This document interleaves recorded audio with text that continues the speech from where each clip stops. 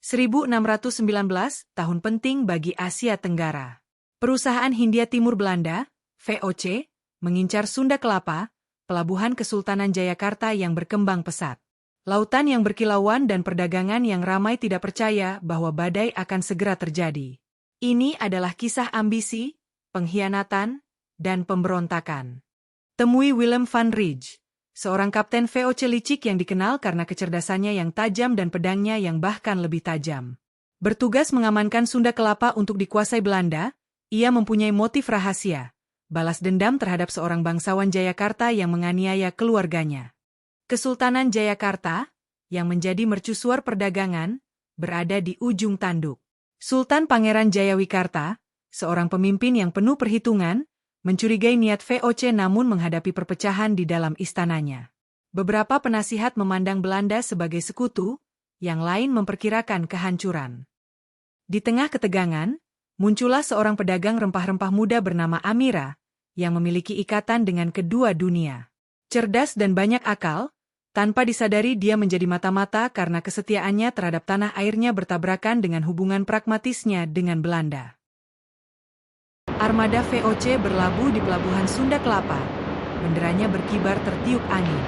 Willem menyapa Sultan dengan pura-pura rendah hati, menawarkan hadiah emas dan senjata api sebagai imbalan atas hak perdagangan yang menguntungkan. Sultan dengan enggan menyetujui aliansi tentatif, memberikan Belanda akses terbatas ke pelabuhan Sunda Kelapa. Namun, dia diam-diam memerintahkan jenderalnya untuk memantau para pendatang baru. Di Istana Sultan, seorang informan bayangan membisikkan rencana kepada sosok berjubah. Informan tersebut memperingatkan. Belanda tidak akan berhenti pada perdagangan. Mereka mencari kekuasaan. Willem, yang menyadari kecurigaan Sultan, mulai menabur perselisihan di Istana Jayakarta. Dia menyuap penasihat utama dan menyebarkan desas-desus tentang rencana internal melawan Sultan. Amira mendengar rencana Willem saat mengantarkan rempah-rempah ke VOC. Terbingung antara mengekspos dirinya atau melindungi perdagangan keluarganya sendiri, dia berjuang dengan beban pilihannya. Ketegangan meletus ketika tentara Belanda bentrok dengan penjaga Jayakarta karena sengketa muatan. Dan senapan retak di malam hari. Kedua belah pihak mengklaim pihak lain memprovokasi kekerasan tersebut. Sultan membalas dengan memblokir akses Belanda ke jalur perdagangan utama. Dia mengirim utusan ke kesultanan terdekat, mendesak mereka untuk bersatu melawan penjajah Eropa. Willem memerintahkan anak buahnya untuk membentengi kapal dan posisi mereka di sekitar pelabuhan. Dia mengusulkan rencana yang berani, merebut Sunda Kelapa seluruhnya dan mengubah namanya menjadi kendali Belanda. Amira, yang tidak bisa tinggal diam, menyelinap ke Istana Sultan untuk memperingatkannya tentang niat Willem. Keberaniannya menarik perhatian Sultan namun juga membuatnya dicurigai. Salah satu penasihat Sultan yang paling terpercaya mengungkapkan dirinya sebagai informan bayangan. Dia diam-diam membantu Willem dengan imbalan janji kekayaan dan kekuasaan. VOC melancarkan serangan besar-besaran ke Sunda Kelapa. Meriam Belanda membombardir pelabuhan, membakar gedung-gedung. Willem memimpin pasukannya ke darat di tengah kekacauan.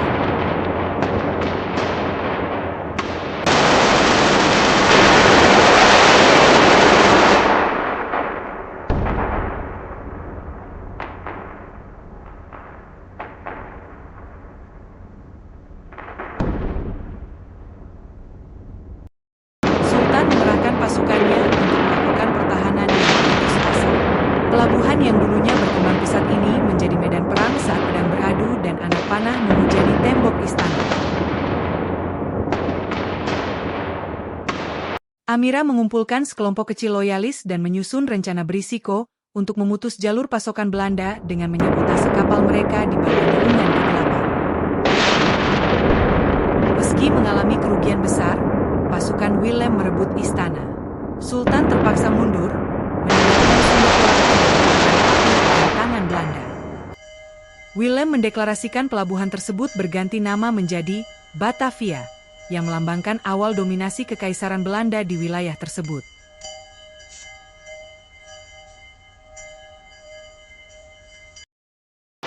Amira lolos dari pembantaian tetapi bersumpah untuk bertarung di lain hari.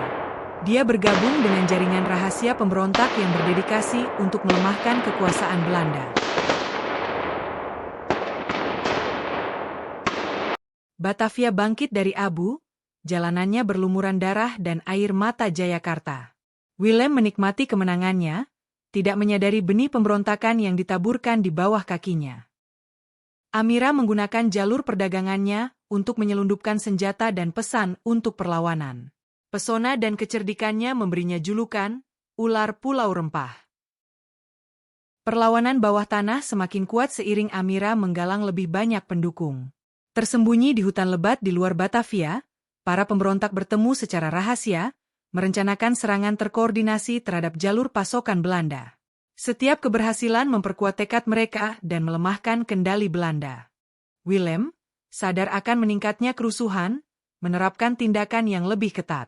Dia memerintahkan pasukannya untuk berpatroli di jalan-jalan dan menerapkan hukuman berat bagi tersangka pemberontak. Tekadnya untuk mempertahankan kendali berbatasan dengan obsesi. Amira menjalin hubungan dengan kesultanan dan pedagang setempat yang tidak menyukai campur tangan Belanda. Dia mengatur jaringan mata-mata, kurir, dan penyabot, yang masing-masing berdedikasi untuk mengganggu VOC. Dalam pertemuan rahasia di Batavia, Amira berhasil lolos dari serangan Belanda. Menyamar sebagai pelayan, dia menyelinap melalui bayang-bayang kota, pengetahuannya tentang ganggang berliku terbukti sangat berharga. Willem mulai curiga ada orang dekat Sultan yang membantu pemberontakan. Dia mengintensifkan pencariannya terhadap pemimpin perlawanan yang sulit ditangkap, tanpa menyadari bahwa Amira adalah dalangnya. Para pemberontak membebaskan sekutu-sekutu penting yang dipenjarakan oleh Belanda. Amira secara pribadi memimpin operasi berani tersebut, menggunakan pengetahuannya yang mendalam tentang tata ruang Batavia untuk mengecoh para penjaga. Kesuksesan itu harus dibayar mahal. Beberapa pemberontak ditangkap atau dibunuh, membuat Amira terbebani rasa bersalah. Dia mempertanyakan apakah perjuangannya sepadan dengan pengorbanannya, namun dia menemukan tujuan baru di hadapan orang-orang yang mengharapkan harapan darinya. Sultan wilayah tetangga, yang disuap oleh Willem, mengkhianati perlawanan. Sebuah rumah persembunyian yang kritis disergap, membubarkan para pemberontak. Amira mendapat pelajaran pahit, kepercayaan bisa menjadi senjata berbahaya. Ketegangan meningkat di dalam kelompok perlawanan karena beberapa pihak mendukung pendekatan yang lebih agresif, sementara yang lain mendesak agar berhati-hati. Amira berjuang untuk menjaga kelompok tetap bersatu, kepemimpinannya diuji dengan cara yang belum pernah terjadi sebelumnya. Willem bertemu dengan para pemimpin lokal Batavia, menuntut kesetiaan di bawah ancaman kekerasan. Pidatonya merupakan gabungan antara ancaman terselubung dan janji kemakmuran di bawah kekuasaan Belanda. Seorang pejabat VOC yang kecewa dengan kebrutalan Willem diam-diam menghubungi Amira. Dia memberikan intelijen yang berharga sebagai imbalan atas perlindungan bagi keluarganya. Amira ragu-ragu namun akhirnya menerimanya, karena mengetahui risikonya. Para pemberontak membakar kapal-kapal Belanda dalam serangan malam hari yang berani. Kobaran api menerangi pelabuhan, mengirimkan pesan yang jelas. Pertarungan masih jauh dari selesai. Marah dengan sabotase tersebut, Willem memerintahkan penangkapan massal. Warga yang tidak bersalah terjebak dalam baku tembak, sehingga memicu kebencian lebih lanjut terhadap pemerintahan Belanda. Willem mulai mempertanyakan kebijaksanaan misinya. Ketahanan perlawanan dan penderitaan rakyat sangat membebani hati nuraninya. Amira dan para pemberontak memperoleh senjata api canggih melalui kesepakatan penyelundupan dengan sekutu jauh. Senjata-senjata baru ini memberi mereka kesempatan berperang melawan pasukan VOC yang bersenjata lengkap. Amira mengatur pertemuan rahasia dengan Sultan Agung Mataram, penguasa kuat yang menentang Belanda. Dia meyakinkan dia untuk bergabung dalam perjuangan, menjanjikan front persatuan melawan imperialisme. Pasukan Sultan Agung bergerak menuju Batavia, bergabung dengan pemberontak dalam koalisi besar. Gabungan kekuatan mereka menandai titik balik perlawanan.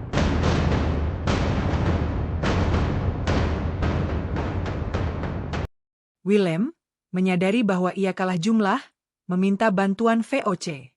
Atasannya, yang khawatir dengan dampaknya, menunda tanggapan mereka, meninggalkan Willem menghadapi badai sendirian. Amira mengetahui kenyataan yang menghancurkan. Willem pernah menjadi sekutu mendiang ayahnya, seorang pedagang yang berusaha melakukan perdagangan damai dengan Belanda sebelum akhirnya dikhianati. Pengungkapan itu semakin memperdalam tekadnya. Amira menemukan mata-mata dalam kelompok perlawanan yang memberi informasi kepada Willem. Dia menghadapi pengkhianat itu dalam ketegangan, dan akhirnya memilih keadilan daripada balas dendam. Willem mencoba melakukan serangan balik yang berisiko, dengan menargetkan jalur pasokan koalisi. Langkah berani itu berhasil untuk sementara, tetapi koalisi dengan cepat berkumpul kembali di bawah kepemimpinan Amira.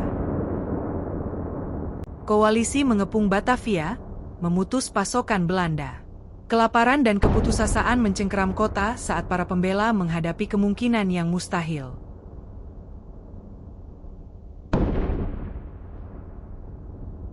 Willem mengirim utusan untuk merundingkan perdamaian, menawarkan konsesi terbatas. Amira menolak persyaratan tersebut, menuntut penarikan penuh pasukan Belanda.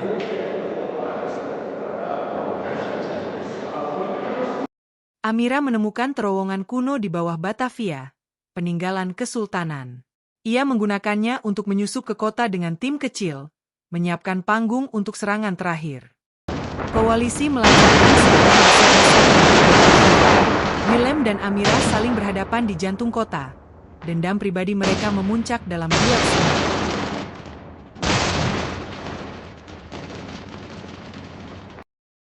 Willem menyelamatkan nyawa Amira selama pertarungan mereka, karena kagum dengan keberanian dan keyakinannya. Ia menawarkan diri untuk meninggalkan Batavia jika Amira menjamin keselamatan anak buahnya yang tersisa. Amira setuju, melihat peluang untuk mengakhiri pertumpahan darah. Willem dan pasukannya mundur, menandai kemenangan signifikan pertama bagi perlawanan. Batavia berdiri babak belur, namun kemenangan koalisi ini menginspirasi pemberontakan di seluruh Nusantara.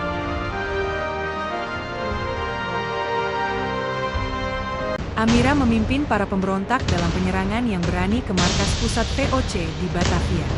Di tengah kekacauan, dia menghadapi Willem dalam duel terakhir, yang didorong oleh balas dendam dan cita-cita. Amira menyelamatkan Willem di saat-saat terakhir, dengan menyatakan, "Kerajaanmu akan runtuh, bukan karena pedangku, tetapi karena keserakahanmu." Dia menghilang di malam hari, meninggalkan Willem merenungkan warisannya. Serangan tersebut merusak kendali VOC dan memicu pemberontakan di seluruh Nusantara. Kekuasaan Belanda, namun fondasinya gemetar karena setiap tindakan pembangkangan. Dihantui pertemuannya dengan Amira, Willem mulai mempertanyakan moralitas misinya. Ambisinya yang dulu tak tergoyahkan kini terputus-putus. Nama Amira menjadi legenda, berbisik-bisik di kalangan pedagang dan pemberontak. Tindakannya memicu harapan di komunitas tertindas di seluruh wilayah. Meski VOC tetap mempertahankan Batavia, semangat perlawanan tetap tumbuh subur. Badai di Sunda Kelapa masih jauh dari selesai, dan perjuangan kemerdekaan baru saja dimulai. Disclaimer, cerita ini dibuat berdasarkan versi yang dihasilkan oleh Artificial Intelligence. Dengan demikian ada kemungkinan terjadi perbedaan dengan cerita sejarah yang sesungguhnya. Demikian pula penggambaran tokoh dan latar yang ada juga merupakan sebuah ilustrasi dari para tokoh tersebut.